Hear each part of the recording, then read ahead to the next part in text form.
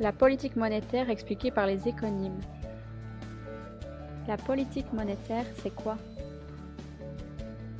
C'est l'ensemble des décisions prises par une banque centrale afin de maintenir la stabilité des prix. La banque centrale, c'est la banque des banques.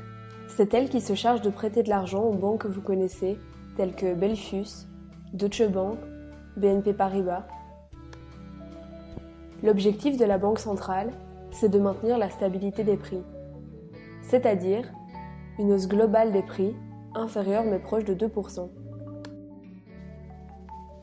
Prenons en exemple l'évolution du prix de mon smartphone au fil des années. Ici, on observe que les prix de mon smartphone restent stables. Je peux acheter avec la même facilité un smartphone d'année en année. Mon pouvoir d'achat reste inchangé. On appelle cette situation stabilité des prix.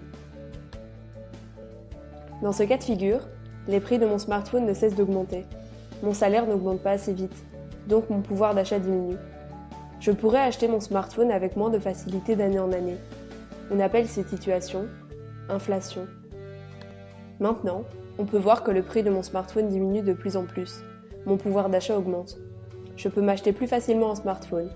Mais pourquoi acheter maintenant alors que ce sera moins cher demain ? Je reporte mes achats, ce qui fait ralentir l'économie. Nous sommes en déflation.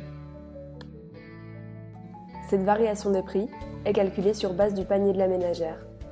Ce panier est composé de l'ensemble des biens que consomme un ménage, comme une bouteille de lait, un abonnement pour smartphone, un t-shirt, et même depuis cette année, un tatouage.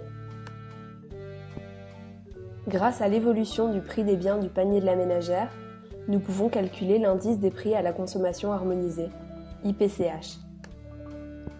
L'IPCH représente la moyenne de l'évolution des prix dans la zone euro. Grâce à toutes ces informations, la Banque centrale peut prendre des décisions sur la politique monétaire qu'elle veut mener. Pour cela, elle dispose d'outils conventionnels et non conventionnels. Les outils conventionnels sont les outils que la Banque centrale utilise la plupart du temps. Il en existe 3. Le premier outil conventionnel, c'est la variation du taux directeur.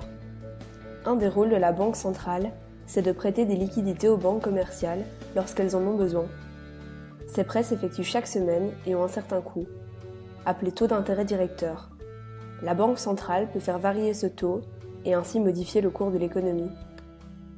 Le second outil conventionnel, c'est les facilités permanentes. Les facilités permanentes sont des prêts effectués au jour le jour entre les banques centrales et commerciales.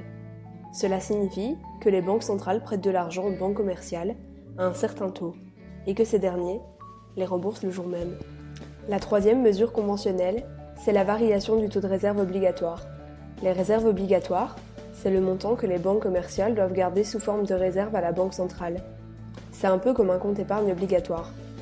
Le taux de réserve obligatoire se situe actuellement à 1%, c'est-à-dire que si une banque possède 1 000 €, elle devra en déposer 10 à la Banque centrale.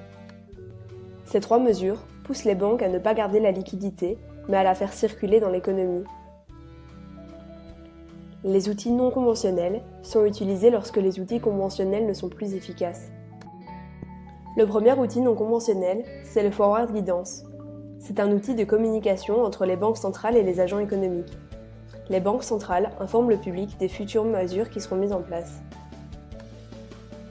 Le second outil non conventionnel, c'est le quantitative easing. Afin de relancer l'économie, la Banque centrale a massivement acheté des titres. Cela a donc injecté de l'argent dans l'économie et l'a relancée. Mais attention, l'augmentation des liquidités dans l'économie peut générer une inflation. En effet, les ménages auront alors plus d'argent à dépenser, ce qui génère une relance de l'activité économique, mais aussi une augmentation des prix. Merci. Grâce aux économes, j'en connais plus sur la politique monétaire.